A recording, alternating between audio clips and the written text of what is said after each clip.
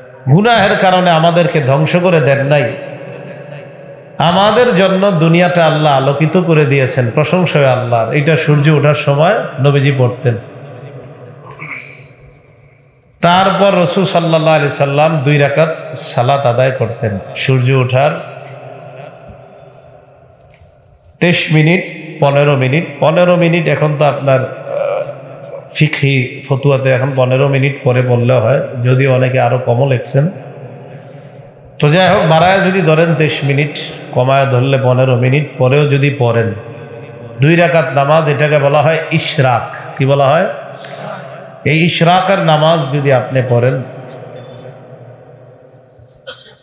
তিরমিজি শরীফের বর্ণনা 586 নম্বর হাদিসের বর্ণনা,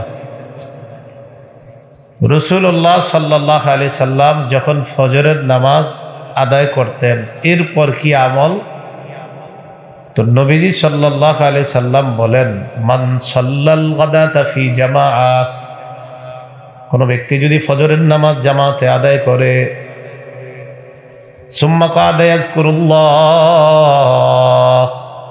হাত্তা তাতলুআ আশ-শামস, সূর্য ওঠা পর্যন্ত যদি বসে বসে আল্লাহর জিকির করে, তাসবিহ আদায় করে, এরপর সূর্য ওঠার পর ওয়াসাল্লা রাকাতাইন, 2 রাকাত সালাত আদায় করে, কানাত লাহু কাআজরি হাজ্জাতিন ওয়া উমরা। ক্বালা রাসূলুল্লাহ সাল্লাল্লাহু আলাইহি ওয়াসাল্লাম তাম্মাতিন তাম্মাতিন তাম্মা। নবীজি বলেন, ফজরের নামাজ পড়ার পর নিজের জায়নামাজে বসে তাসবিহাত আদায় করবেন, জিকির করবেন। এরপর সূর্য ওঠার পর 2 রাকাত সালাত আদায় করবেন। নবী 3 বার বলেন, পরিপূর্ণ একটা হজ এবং উমরার সওয়াব আল্লাহ দিয়ে দিবেন।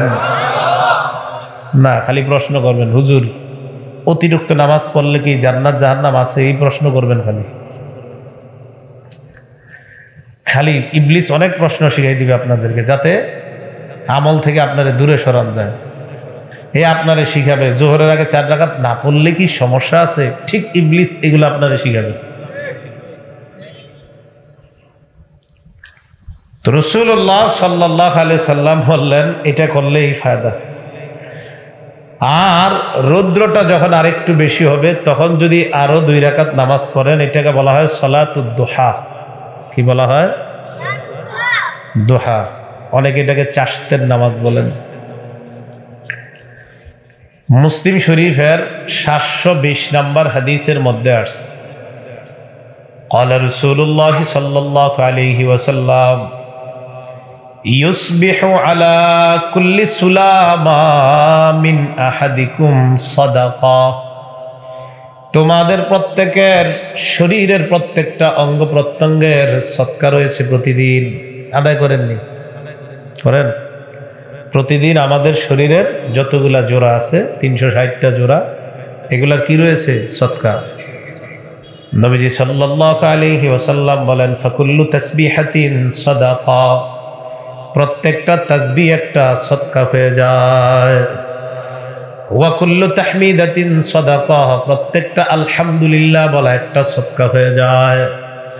ওয়া কুল্লু তাহলিলাতিন সাদাকা, প্রত্যেকটা লা ইলাহা ইল্লাল্লাহ বলা একটা সদকা হয়ে যায়। ওয়া কুল্লু তাকবীরাতিন সাদাকা, প্রত্যেকটা আল্লাহু আকবার বলা একটা সদকা হয়ে যায়। ওয়া আমরুন বিল মারুফি সাদাকা, সৎ কাজের আদেশ করা এটাও একটা সদকা হয়ে যায়। ওয়া নাহয়ুন আনিল মুনকারি সাদাকা, অসৎ কাজ থেকে নিষেধ করা এটাও একটা সদকা হয়ে যায়।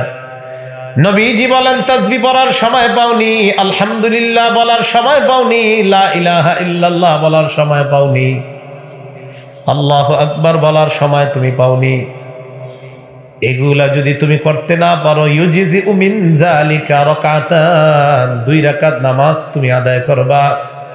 ইয়ারকাউহুমা মিনাদ দুহা, সূর্যটা একটু আলোকিত হওয়ার পর 2 রাকাত সালাত তুমি আদায় করবা।